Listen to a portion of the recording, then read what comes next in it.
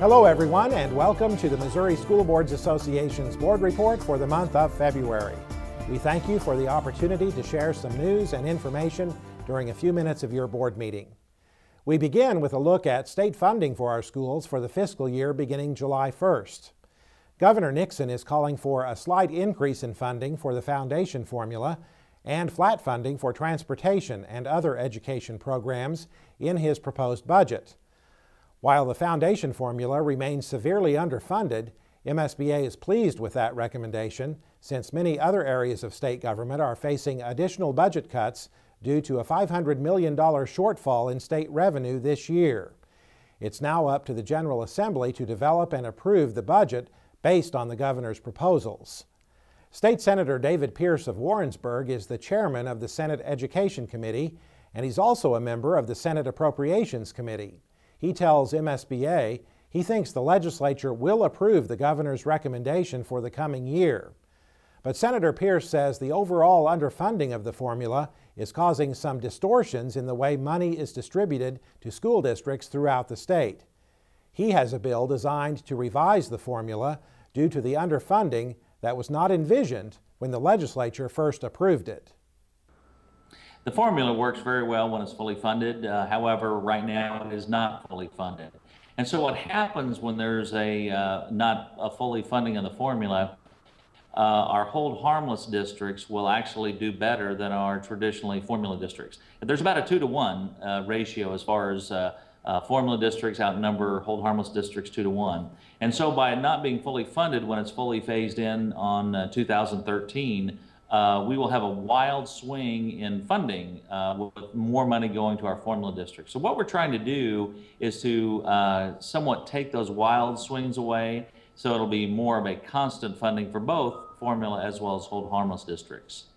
Pierce made his comments on MSBA's Capital Watch program, our weekly look at legislative issues posted on the MSBA website every Friday during the session. While we spend a lot of our time on state issues facing education, we can't afford to ignore what's going on at the federal level. Efforts continue in Congress to reauthorize the Elementary and Secondary Education Act, most recently known as the No Child Left Behind law. That reauthorization is long overdue. Tech Chapman works on federal issues for MSBA, and he says there are some positive aspects to the bills under consideration in both the House and the Senate. Is the elimination of AYP, elimination of the 100% proficiency standard, elimination of the highly qualified teacher standard. However, it still requires accountability for subgroups, which is a positive step. And I think, again, the allowance of the flexibility bill that will give states and local school districts the ability to use federal funds to improve education for all kids.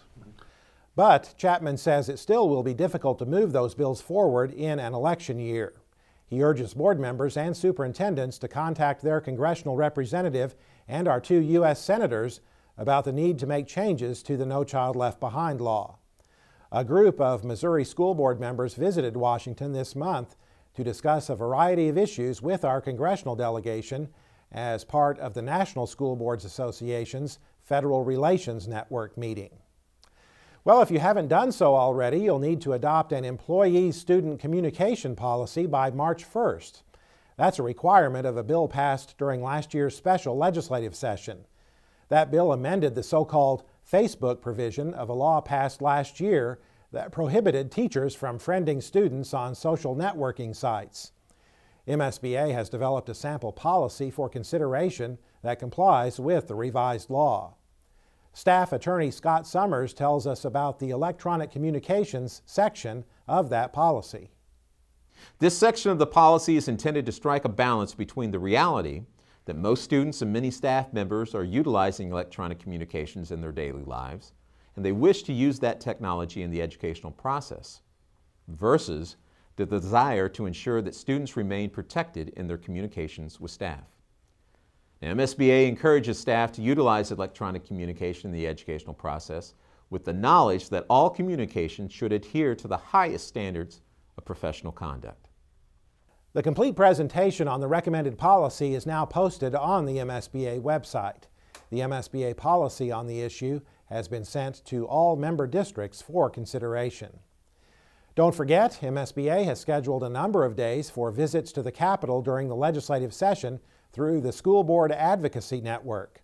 Check the MSBA website for the date of the S-band visit for your region of the state. That's it for this month's edition of the MSBA Board Report. Thanks for allowing us to have some time at your board meeting, and so long from Columbia.